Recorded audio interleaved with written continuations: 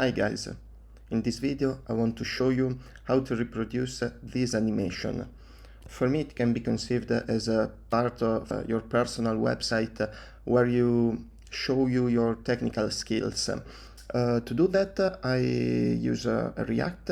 I have on this side a React application created with the Vite. Let me show you. I just went it on a Vite website. This is the command to create a new application with Vite. You go there, you create it, then you execute npm install to install all the packages that are expressed in the package JSON file and the dev dependencies. I only added a new one, the Sass, in order to be able to style my style sheet with Sass. Okay, this is the starting point of my application. If I run npm run dev, we can see here inside my blue application, this is the entry point where I show my app. My app file does not contain anything, so my app is empty. In my app file, I import this file for the style sheet. Here I didn't do so much, I just copied a font that I found on Google Fonts. It's called the Montserrat, a bit of preset just to clean all margin padding and fixing this box sizing. I declared some variables that I will use into my website, and then I declare some CSS styles that will be valid for the whole body of my application. Particularly, I declared the background color, a color for my text. I use the display flex and justify content and align items in order to have my section that is displayed here in the middle at just a minimum height. So let's start with the creation. Here I first of all need to declare my component, so I will call it skill set, and I need to create it. Obviously this is a very simple application.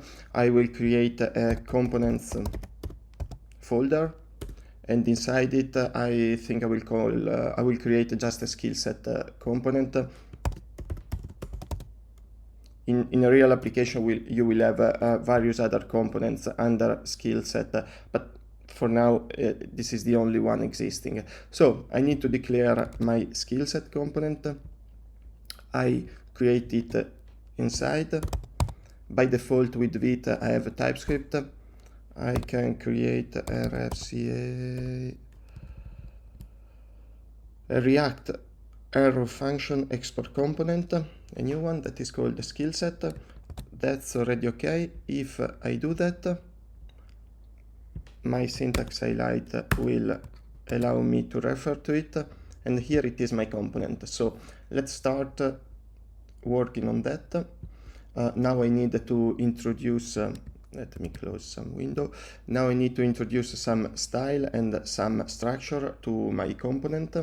So in my skill set component, I will copy from a file that I have the various skills that I want to use. I close this. Just a couple of skills that I will repeat twice. Those are just general skills generated with ChatGPT. I asked him to give me a comma-separated list of technical skills that React front-end developer and JavaScript full-stack developer can have. He gave me these two. I will use them. So let me create my structure and return it there. I have a new div with a class.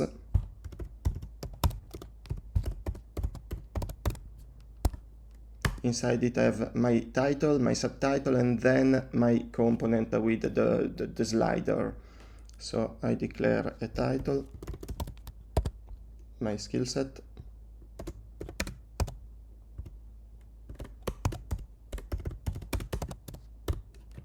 and then a subtitle. Let me grab the subtitle. Just a bit of a sentence, some of the main tools and technologies that powered my creations over the years. If I save it, I can see my text there, then I will style it. And then we can start creating my scroller. So I declare a scroller container. Here we are, and I will fill it here. For the moment, I'm not going to fill it. Let me style my component. So I introduce a style sheet that I call as the component skill set. I go there, and at the same level,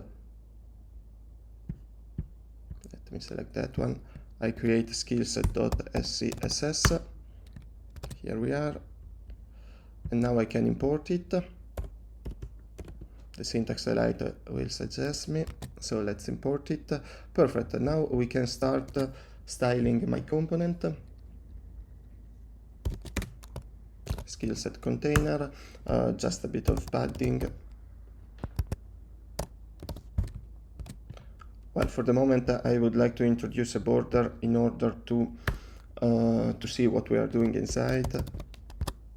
I will remove it later. Let me CCC, for example. Here it is, my border. Let me create it a bit clearer. Okay, perfect. Let me see if in the app body I can. Okay, it's perfect. So I will style the title and the subtitle that I created there, basically these two sentences. So title, just very simple style, so I will color it a bit darker, white. Then increase its font size. Here it is, then a bit of letter spacing. Increasing the font weight to, let's say, 600. Yes, okay. A bit of margin bottom. Let me insert. Okay. Then I will style the subtitle. I introduced the class subtitle. I give it a max width in order to go to the next line and to align to the center on the pixels. Then align height of 1.5 rem and increase the margin bottom to the bottom of 1.8, for example. Okay, now we are ready to introduce here our slider. As we said, we introduced the scroller controller class. Here it is our component. We have a scroller controller. I will start styling it, closing this style and this up. Here it is. So I need a position relative because I should do something that you will see later inside it. And I will style the things inside it as absolute, so I need it to be relative to this container, because the absolute is always absolute relative to the first parent that has a position that is not static, for example, relative. Then I have a width, and as width I want to set it to 400 pixels too, and as I said in app CSS, I've declared some CSS variables, this one, so I also have a skills width that I can use there. So I declare the width of my component of, for the moment, 400 pixels. Let me introduce a height of 400 pixels that are the same, but I will anyway comment it later because it's not needed. And the background color red, here it is. What we will do is that if you see the example, this gradient is obtained by the background of the container. So let's start realizing it, but creating it in red for the moment. So I will introduce this background for the moment. Okay, this is the type of background that is there, except that instead of red, the border color of the start and the ending point, let's say, of the linear background is the background that you can find here. For example, I will show you how to read this linear gradient. 90 degrees, it means basically from the left to the right. You start from red and you go transparent at 30%. Around here you are transparent and gradually you go to red, and at the end you keep transparent from 30 to 70, from there to there roughly, and then from there 70% to the end you go back to red. I will change it later. For the moment I will stay red, and then I will, instead of red, insert the body background in order to have this nice effect, like if the text, the badges are disappearing behind. We'll introduce also, well, actually I will not do it like that. I will introduce a layer there. Stick with me. I will introduce an after layer, and inside this after layer I will have a background so that I can play with the width of the main parent as I want, and the after will be positioned absolute to the parent and take all the space. In order to do that, we need to set the content. If you don't set the content, the after and before will not be shown. I will position it absolute and to fill all the space. In order to fill all the parent space, we need to set top left to 0 and the width and the height to 100%. So this is position absolute with respect to its parent. You see it's not changing, and that's all basically. Then I will change it. And what I want to do, it's important, is to insert here an overflow hidden.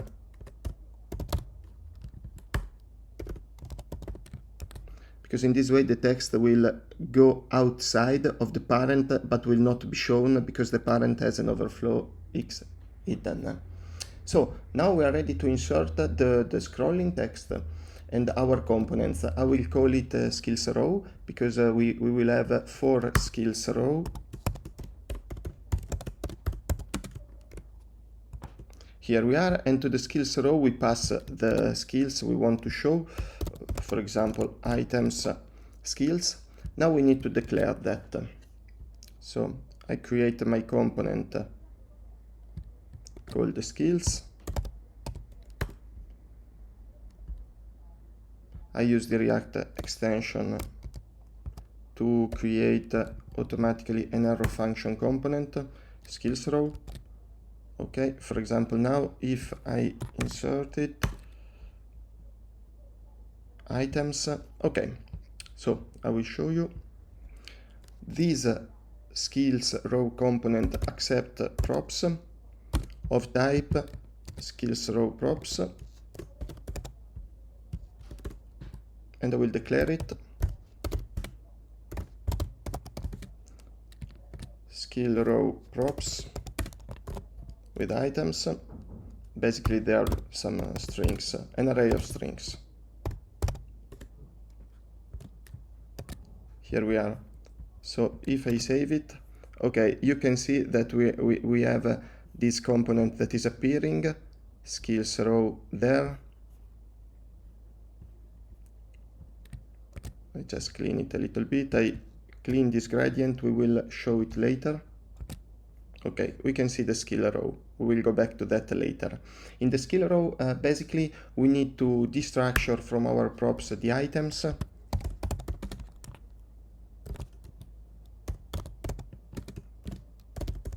And now we have the items, and what we can do is to iterate through the items in order to show them. And the items are the ones passed by the fathers, the technical skills, basically. So we declare a new item skills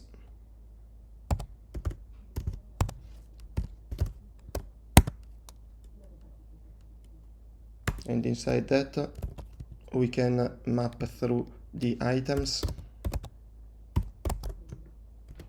Well, here we have each item that is a string.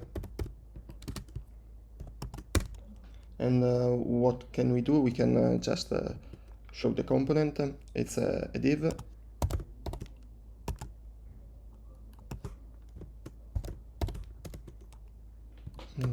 Okay, it's a div. Let me close the div. Let me see what I missed. Maybe this one. Okay, what do we need to insert in each div? For sure a key, and this item. It is the item, and then inside that just declare a class name, maybe.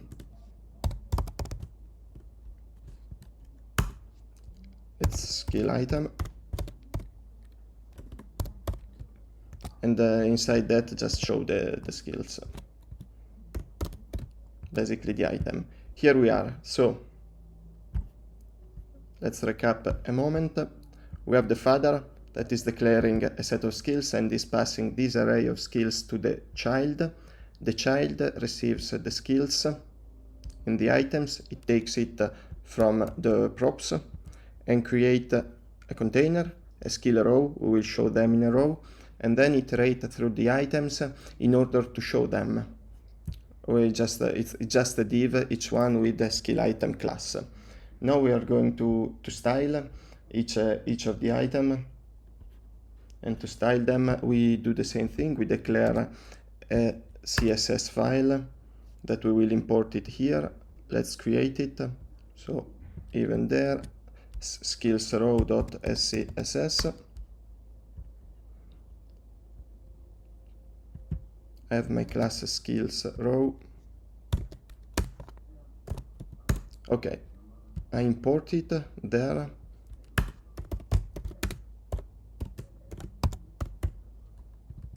Skills row.scss. Save it and save it there also. Now we are going to style our line. So first of all, we display the component flex in order for them to be in a row. Set it with the width of the row. I want to take it from the content, and it will be very useful because for example, we are going, in order to having this transition effect to the right or to the left, we are going to play with the transform translate x property. For example, if and with the calc in this case, because then we will need to make some computations, but just to create an easy example, if I translate to the right of 100 pixels, that will go in this way. If I say minus 100 pixels, that will go on the left. Okay, for the moment I will comment it and style the children. The children of a skills row are the skill item. Each skill item is, as the name says, is a skill item. And basically it has a background color that I declared in my app CSS. I'm going to take it, item background color. This is the one I wanted to have.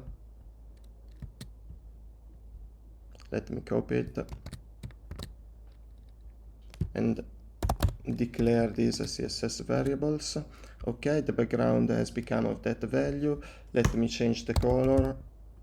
The color, I declare it directly, E2.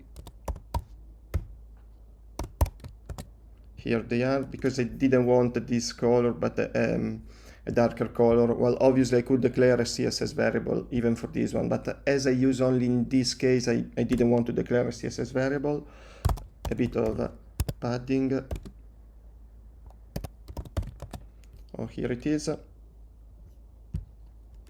Then I declare a fixed height. I think it's good to have a 42 height. Let me style each item to the center. To see that they are separated, I introduced a margin of 0.4 rem, let's say.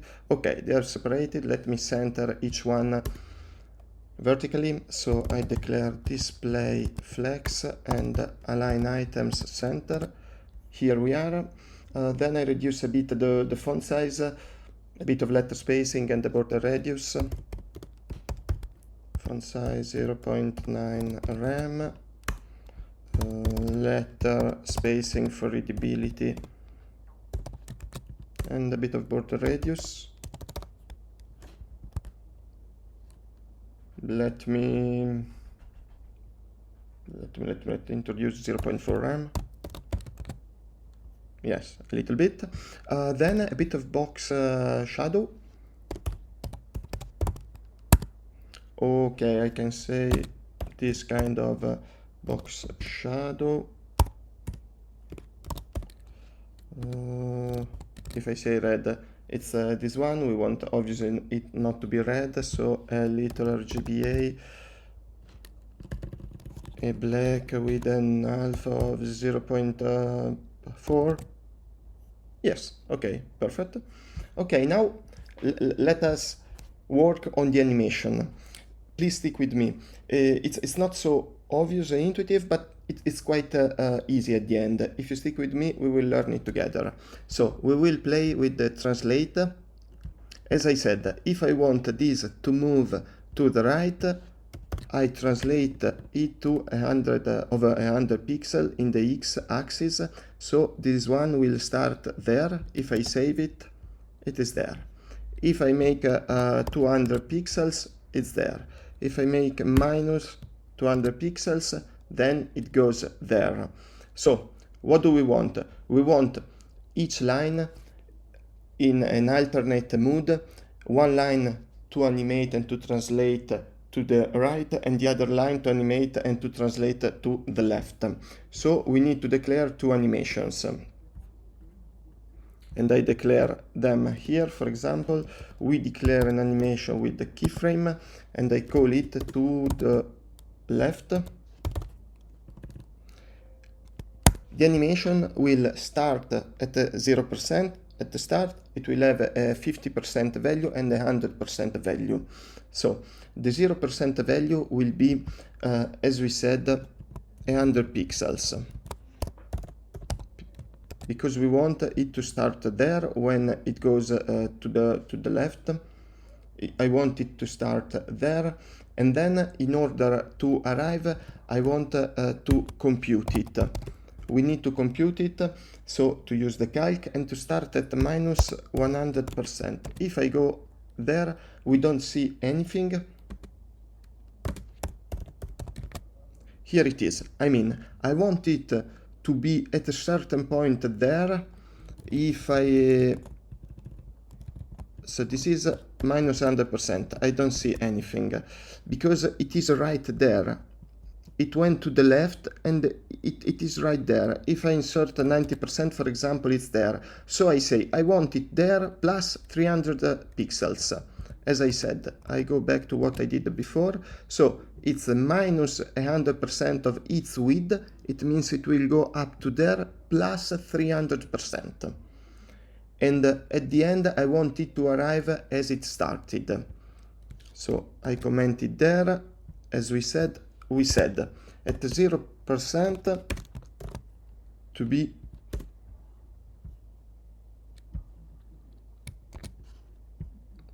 let me do it like that. We said 100 pixels. Then in the middle of the animation to be as we said before, and at the end of the animation to be again at the beginning. Insert it there.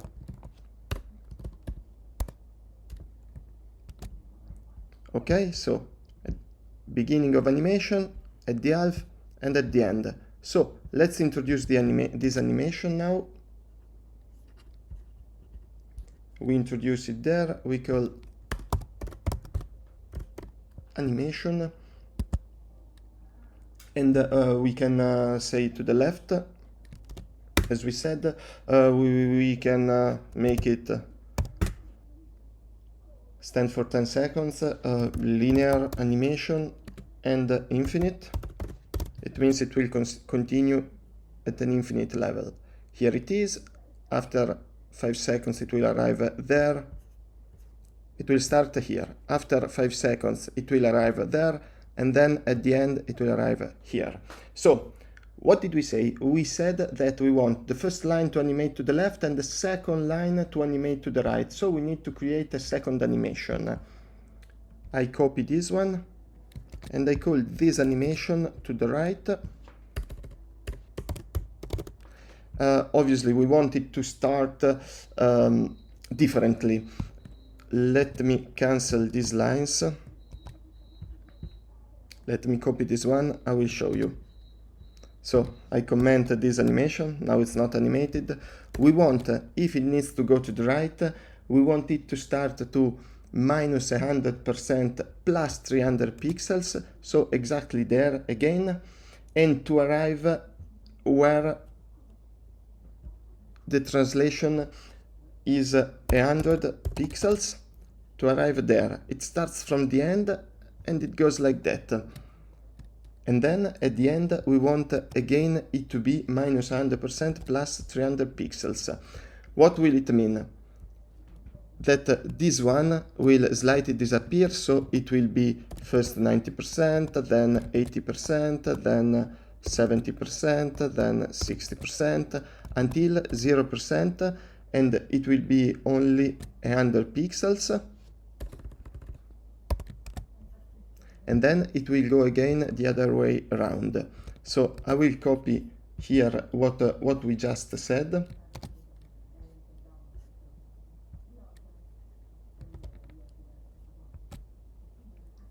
We start from the end. In the middle it will be like that, and then it will gain again the starting position.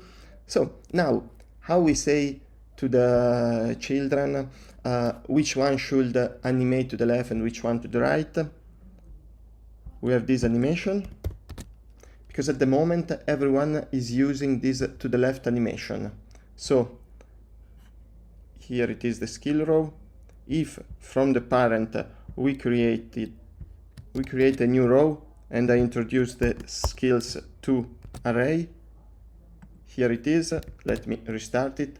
As you can see, everyone is using the to the left animation, but we want them to be alternated. So I insert a variable that we pass to the children. Is inverted. For the moment it's not working because we need to go to the children and to set a new variable. A new variable that can exist or not exist, and it is for this reason that in TypeScript we can insert the question mark. It is a boolean. I destructure it there. Is inverted there, and then I just insert a conditional class when this variable is true. So I insert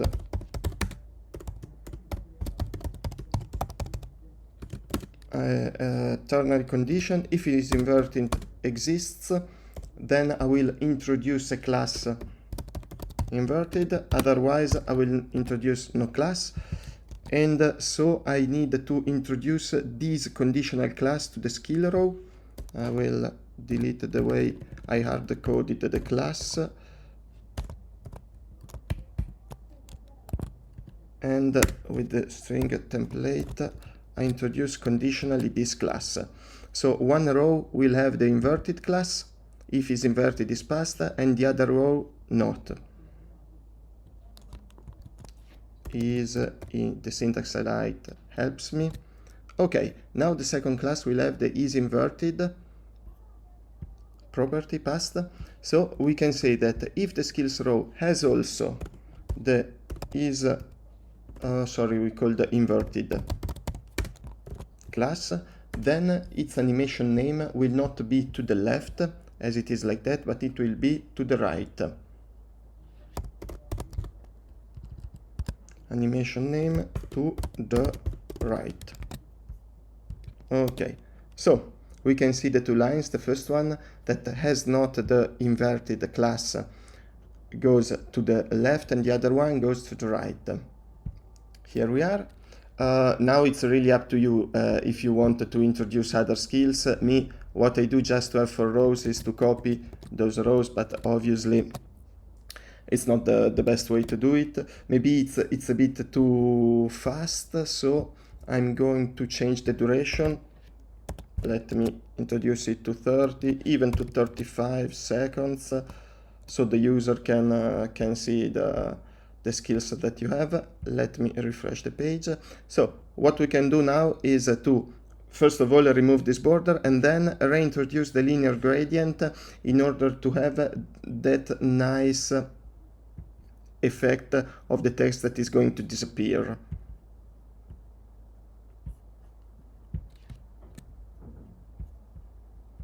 So from the skill set we have this, here we are, this little gradient background. We can go to the app CSS file and take the background color CSS variable, copy it.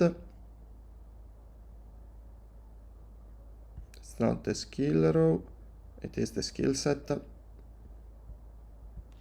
and introduce it there. So as you can see, there it is at the 0%, and then even at the end we can do the same thing. Okay, here it is. This can be my skill set. Let me see where I introduce this border radius. I can remove it. Here we are.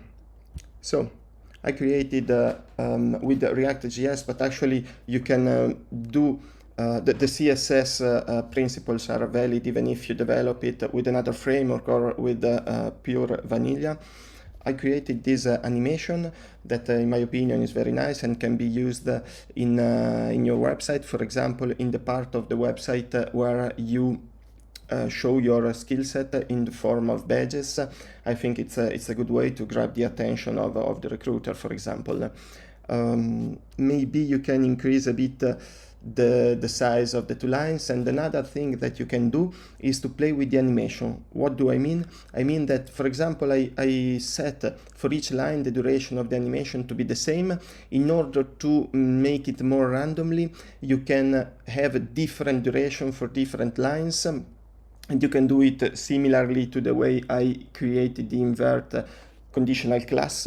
You can play with the duration of the animation in order to play with how fast the line is moving, and that can create a very nice randomly effect.